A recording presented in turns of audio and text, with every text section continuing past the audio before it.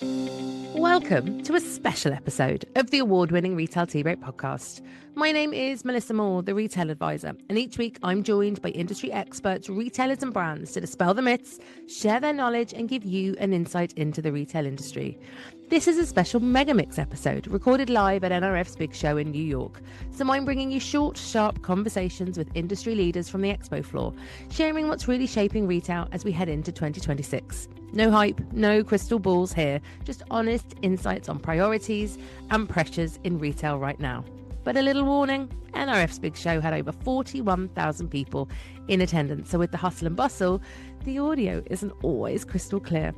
Thank you to our sponsor, International Retail Magazine. You'll find a link to the latest copy in the show notes. And each issue of International Retail is jam-packed with strategies that you can use immediately from the brightest minds in retail just for you.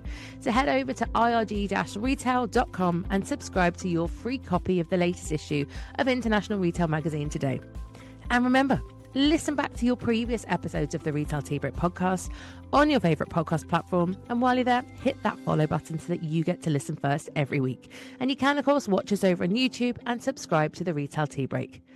So in the meantime, grab that cup of tea, sit back and listen to the NRF special episode of the Retail Tea Break podcast.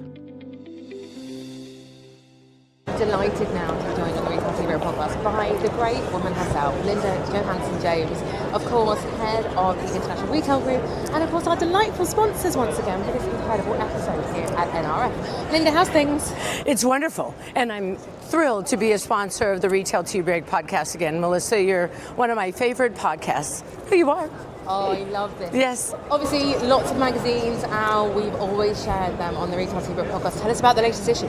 Well, the latest issue is coming out after NRF. Obviously, there's lots of really fun, great things that you and I have discovered while we've been here, and we've got one more day.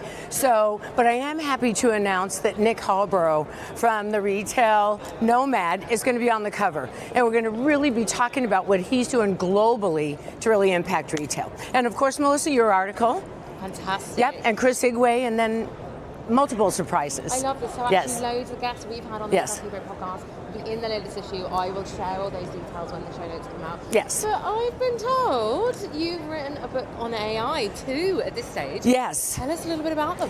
Well, I'm really excited about these books because, Melissa, I work with a lot of brands and entrepreneurs who are small businesses, small retailers, and they come to me all the time and say, Linda, how do we implement AI? And there's really no roadmap to how to implement. Do I do it at the front of the house, the back of the house? So Sharon, my partner, and I, Sharon G, wrote the book AI for Retail Success. And what it does is it gives you tips and suggestions on how you can implement AI in your retail business. Marketing, logistics, loyalty, everything. And we give you the companies to recommend that will help you implement. I love this idea, and obviously, look, we'll share details from both those books in the show notes as well. Linda, thanks so much, and enjoy the rest of the show. And thanks for having me. Allan Malcomson from Canadian Tire built his career on the retail floor. A retailer first, he's led all aspects of operations in big box retail environments, from team leadership to day-to-day customer experience. Now, as co-founder of Meerby and of course CEO, he's helping retailers do the same with technology designed to make stores smarter, teams stronger, and in-store experiences seamless. Allan brings a perspective of a retailer turned founder grounded in real-world operations and driven to make innovation work where it matters most, in store. Allan, welcome to the Retail Tea Break podcast. So happy to be here. I am delighted that we've finally got you on. You're obviously in a really unique position. You've been a retailer, you're now obviously a tech solution provider, building this incredible brand. From that perspective then, what's really on top of the agenda, do you think, for retailers in 2026? I think the obvious answer is I have to say something about agentic AI, but that's not actually where I'm going to take this part of the conversation. I really think one of the things we've been focusing on is like operational clarity. It's hard out there. I'm third generation retailer. I've been really involved in our family business for almost 20 years, and it's never been tougher. The cost pressures, the human pressures, it's been really challenging. So as we continue to make sure that we respect the bottom line and the necessary things to make sure the business is viable, we also have to make sure we're not totally eroding the customer experience, the employee experience, and and making sure you're kind of balancing all those different levers effectively. So I talk a lot about right now operational clarity. So like, where are you leaking hours? Where's the diminishing return on labor? And then what are those opportunities you can do to really, make the experience as good as possible and still be viable to still be here in 2027? And I love the fact you're not just talking the talk here, you've lived it. You know really where the impact needs to be to make it better for everyone involved. Yeah, and I think that's one of the things that was part of our, the creation of Meerby is that we've seen bad tech. Yeah. And being in a trade show environment in particular, there's lots of really good tech in a booth. But it becomes bad tech when it gets to the floor. And it can become bad tech when it gets to the floor for two reasons. One, it wasn't actually designed to be on the retail floor. Or two, it's not even ready, it hasn't been hardened. Yeah. And there's no operational capacity to really make it impact. So one of the other things we like to talk about is good tech should be invisible when it's not needed and become visible when it is needed. And hopefully then it's elevating the employee experience, which makes the customer experience better. It's not just about the customer first. It's build from the staff up. One of the lines we use all the time is, I want to build really good tech that my staff can stand on top of to make them better. And I completely agree. Obviously, like you, worked on the shop floor, know the importance of this. Yep. Is there anything then, I suppose, and you've got this in your hand, I want to talk about what Meerby's doing. Tell us all about it. So Meerby is intelligent staff routing. What we wanted to do originally was stop sending people to showcases, lock cages that didn't have the keys, or maybe deploying to a technical area like maybe mixing paint or sharpening skates, or selling an iPhone that didn't have the technical skills required. So we know we have really good staff, but they may not be really good staff in all departments at all times. So figure out who the right people are, use intelligent routing to get them to the right spot. We really focused originally on a simple button that the customers understand. It's an old-fashioned analog button, but what happens behind the button is probably smarter than anything else we think is on the market, which is who's at work, how close are they to the problem, do they have the appropriate skill set to solve it, and then send them. And if they don't go fast enough, the funnel gets wider and we go find more people. We were just talking last week that we've done just shy of 1 million customer button presses, many of which are at lock cages, which is really appropriate in downtown Manhattan because there's lock cases everywhere, and we arrived in 85 seconds. Wow. So one, we're making the customer experience better, we're growing basket, we're saving sales, because customers come to the store with an intent to purchase, we make it really hard on them, and they leave. My goodness me. Thinking about that shop floor then, looking forward, what's the biggest opportunity you see right now to improve the in-store experience, both for the customer, but of course for the people like you and I that have run the store? Yeah, so I grew up in a multi-department store in Canada where we would have hockey and fishing beside each other. I don't really like to fish, but I like hockey. So one of the things that's really reminds me of our origin story is I would ask the guy who worked in the hardware department beside me if he preferred fishing, and if this is, in the late 90s, we would swap customers based on our skill set. Because maybe I'm really good at paint, but I'm not good at tools. So we said, well, why don't we just start using the technology that already exists in stores, get away from these analog radios, use those Zebra devices that are already deployed, create employee profiles, and map the right person. The employee experience is better when I know what I'm talking about, because I'm invested. One of the things we joke about, you could go to a big box, old-fashioned hardware retailer in the US right now, find just a grumpy old man, because you're in the plumbing section. But if you got that same grumpy old man in electrical, he might be the best associate you've ever talked to. So it's really allowing the staff to go to the areas that they feel confident so they can give the best version of themselves. Employee retention is really hard right now, so if you can deploy them to places they feel confident, it goes up. The next part of what Meerby was really focusing on as part of that then was we also deploy staff to staff. So I'm a cashier and I feel unsafe. I'm a cashier and I suspect there's a loss prevention issue. I press a different button, it routes to a different team, and I know help comes, and again, I either feel safe or I feel supported. Yeah. So we're working through those kind of two pieces as Meerby's role of then getting the right person, right place, right time. And now I'll show you the cool new button, which I put my phone down, so Amazing. This is that breakfast on it. So we think this is first in market. ESL tag, press button. We are in the basement of the Javits Center, so this is a little bit slow. I apologize. It's faster. This is now replacing, in theory, the old-fashioned, Bing personality with a toothpaste, aisle 8. It's pushed to my device. When I claim it, it's now telling the customer that action has happened, so they know that something's happening. We've received the request, and Meerby is now looking for the best available associate based on this particular need, which could be bring this particular key. I know how to sell warranty on a premium product. Maybe I'm really good at selling $2,000 gazebos. When the employee claims it, I've removed myself from the talent pool, we're going to update them again. We've now found the right person. Love it. And they're on the way. Yeah. Once that employee arrives at the customer, this will reset back and again trigger the customer. Good news, the right associate's on the way. So we're creating kind of a combination of a really understandable solution for the customer, which is, I don't want to have to scan a QR code. I don't want to download the loyalty app. And all of that matters, and there's a time and a place, but it's not for every customer that needs toothpaste in Manhattan. So it's a simple solution with a really smart back end that creates a great outcome. Fantastic. I love it. It's a solution built by a retailer for retailers. It's absolutely going to do the job. Yeah, and the other one we talk about a lot now is that 1 million customers we helped. We think we saved somewhere in the name of like 17 million micro distractions, because it keeps going over the intercom, it's going over the radio, like say it again. And in reality, we can just do 1 or 2 push notifications to get the right people at the right time. Amazing. Allan, Malcomson and Meerby, thank you for joining us on the Retail Team Podcast. Pleasure. Thank you for being here. I'm really happy to be here, and this is a great podcast. So I am joined by Dan Jalfs from PMC. He's an accomplished senior executive with a career spanning global technology all over the world. As Chief Commercial Officer at PMC, Dan leads the company's commercial agenda, driving growth while ensuring clients can modernize confidently and efficiently. He works with boards and senior leadership teams across retail commerce to solve structural challenges, unlock new revenue opportunities, and build connected commerce capabilities that perform under real-world complexities. Welcome to the Retail Team Podcast. Thank you, delighted to be here. So as we look forward to 2026, I know we're coming into it now, where are retailers really placing their tech bets, and what's quietly gaining momentum that maybe more people should be paying attention to? I had the fortune of a few spare hours yesterday afternoon. I was going through the agenda for this show, and every single item virtually had AI on it. So that kind of provides some direction around where the retailers are probably placing their technology bets for 2026.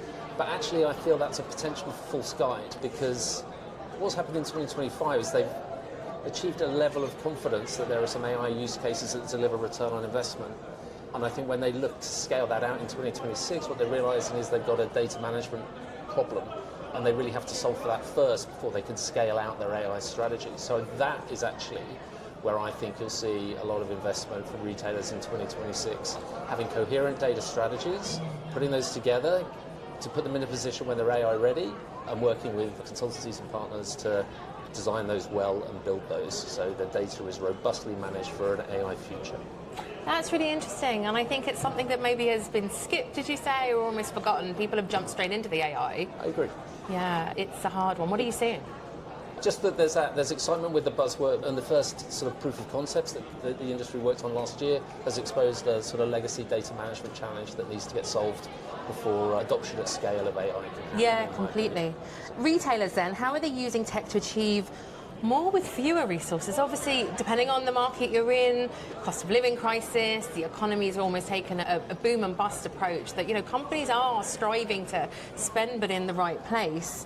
Curious to know then as well, kind of the back end, is stuff making a difference to what's going on? So loads in there for you to answer. I'll tie this to the comment I made around data strategy and data management. So they're absolutely looking for the most cost-effective solutions to lay those data foundations together for this AI future that they want to access and make the most of. So I think they're reevaluating the technology platforms. There's a lot of legacy, obviously, within the IT architectures and where data resides. And we've seen them in companies in the last 12, 18 months really reverse previous tech platform decisions that have incurred significant licensing costs, because there are just more cost-effective options out there. There's also greater flexibility and agility within some more current technology platforms that solve for data foundation. So retailers are asking extremely tough questions around reducing the cost of complexity within their IT architecture while still enabling them to deliver the value that they're looking for in the future. And PMC's been fortunate to be commissioned to help solve some of that occasionally for some of the retailers that we work with. Fantastic. And on that then, tell us a little bit more about what you do.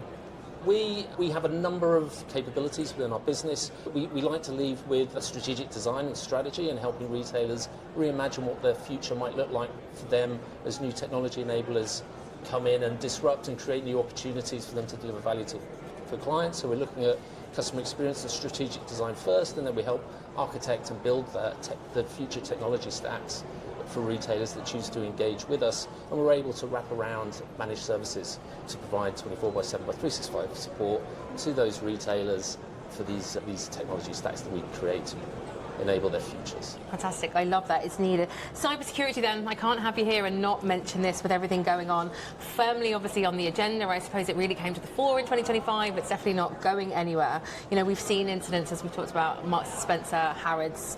Where are you seeing that retailers are most exposed? And I suppose on that then, what strategies can they utilise, I suppose, to mind themselves and their people and their data kind of going forward? It's clearly a massive issue, and clearly some of the incidents that you've just mentioned from 2025 have really elevated cybersecurity to board level, to C-suite within the industry. I think what I would say is I'd really encourage the industry and retailers to think very broadly. I'd encourage them to look at other industries where cybersecurity has extremely high importance and look at how companies have adapted and adopted. I'd point them at automotive as a really good example, where if you think about connected cars, and there's legislation that's come through the United Nations that's forcing car companies to build security by design into the way they operate. And in the last few years in the automotive industry, the culture of these businesses have been changed to really build cybersecurity and secure by design into every step of the process as they create products and take it to market. So some of the things that have gone on in other industries, maybe a little bit ahead of retail with respect to cybersecurity, I think are really good learning opportunities for retailers if they just broaden their perspective and have a look at some of these other industries. One. I think, secondly, with cybersecurity, there's really three levels to it, right? There's prevent, defend, and restore. So I was really encouraged. I saw a retailer that suffered a cybersecurity incident in the UK, and one of their responses to it I just thought was hyper progressive, and they basically hired a team of ethical hackers, put them on the payroll, and essentially they thought, okay, you know, if someone's going to hack us, why don't we hack ourselves, and then we'll expose our vulnerabilities, and you know that can lead to some technology decisioning to hopefully prevent that. So that's a really good example of prevent. You know, let's talk about defend. I'd really look at creating flexible and agile technology architectures, because the software that helps you defend in a cybersecurity context, that's a rapidly changing market, and what's good one year is enhanced on by a competitor in the next. So it allows you to really plug and play with the best of breed at any point in time, and think about creating a technology architecture that allows you to create those multiple defense layers, and then just to have really robust restore plans. Because the fact is, in the end, you're going to lose, and you're going to suffer a cybersecurity incident, no matter how strong you are with respect to prevent and defend. So when it does happen, just really have a well-rehearsed plan to restore service, be really good at backing up data, is a really good example from my point of view. I love it, and such good advice there, and such good insights. Dan, thanks so much for your time today. My pleasure. Delighted to be joined now by Alex Considine-Tong, Chief Product Officer at Retail Insight. She's a proven track record in product strategy and management for both scale-up and enterprise roles within the technology sector. With exceptional leadership and creating consensus, her strength is in supporting the running, the change and the growth of organisations based on data-driven analysis. Welcome to the Retail Team Rate Podcast. Thank you so much for having me, Melissa. Really excited to be talking to you. Oh, I'm delighted to be here. So look, availability issues, God, we really are getting into the thick of it now. They frustrate shoppers all over the country. So even when retailers think stock is there, why do you think then the gap between system stock and shelf reality is still such a big challenge? I think you're absolutely right. It's an enormous challenge for all grocers. Phantom availability, phantom inventory is a shared problem across the industry. And I think one of the drivers of that is that there are so many drivers of phantom stock. And as a result, it can be very hard for retailers to identify and then correct the causes of that. They get overwhelmed with the many whys. You know, is it theft? Is it that they counted wrong? We all know that old adage that the more you count, the more wrong you get. So in amongst all of that, you have a lot of time-consuming, costly store processes that mean you're trying to correct for and understand your availability. But those take a lot of time. So what we do with customers is we try to make sure that we can point them in the direction of the most compelling gaps, and so they can close those gaps and really alleviate that frustration for end consumers. So important as well. And obviously then you work with so many retailers, including the likes of Marks & Spencer, on reducing waste, which has become so important to all retailers. What changes then when retailers stop treating markdowns as last-minute fixes, as I think they have traditionally, and then start thinking about waste much earlier on in the process? I am so glad to see retailers proactively tackling waste. I think for both ethical, environmental reasons, it's something that matters to consumers, and also everyone likes a bargain. So when retailers can tap into those concepts, that really makes a difference to them. So the real shift I see is that when you are proactive about waste, when you are proactive about your markdown strategies and your markdown tactics, you see far greater sell-through and you see far less stuff going straight to bin. When we work with customers, we work with them to implement a strategy around markdown that might set some rules about how they do it generally, but where we see real differentiation is being able to see in real time the optimum strategies that they can deploy. So knowing how much should you mark something down and when and by how much, down to the store level, the category level, the day of the week, the hour of the day. When you do that with customers, you are much better able to see that increased sell-through, but also still provide value to your end consumers as well. Which again is so important. So retail teams then as well are drowning in data. Certainly even since my day being on the shop floor, it was the case. But they're still so short on time, and I suppose there's less of them now in that respect as well. How can better insight actually help stores focus on the right actions rather than just firefighting that they're notorious for doing? Yeah, you're absolutely right. There is this deluge of data now. We have so much data, we're producing so much data all the time. How do you swim through that data? My view is that essentially that data is valueless unless you can turn that into action. And where we specialise is in helping customers find the right next thing they can do. So yes, we can do a deep dive into what's going on across stock saleability. But what you really want to know as a store colleague or a store manager or a regional manager is what are the next things I can do to make a real difference to this? And having that smart intelligence layer that we have that sits across your availability data, your waste data, and can lead to, for example, concrete actions in, say, how much you produce in bakery, that has a massive impact on the feel of your stores, the look of your stores, and the efficiency of your stores as well. Fantastic. So many then insights from you and the team at Retail Insight. Thank you so much for your time today, Alex. It's been my absolute pleasure, Melissa. So I am delighted now to be joined, as you can see at the Akinio little booth here, by Fred Dugenberg, co-founder and president of Akinio. Obviously, huge guests here on the Retail Tea Break podcast. Prior to founding Akinio, Fred was the e-commerce director at Smile, the largest open source system integrator in Europe. And since then, he's become a proven expert in e-business and open source, having helped some of the largest retailers in the world, so North Face, Nestle, Decathlon, build their e-commerce strategy. Welcome to the Retail Tea Break podcast. Thank you for having me. I'm delighted to have you. Obviously, no strangers to the podcast, you and your team. So really great to catch up with you and see what's coming up at the moment for you. So when we talk about better retail experiences, now that we're coming into 2026, where does product information really make the biggest difference for customers today? I think product data and product information is everywhere. Yeah. It has an impact on everything, but especially today with the rise of agentic commerce, I think product discovery, the ability for your customers to find your products even on channels you do not own as a brand or as a retailer, product data is becoming very important.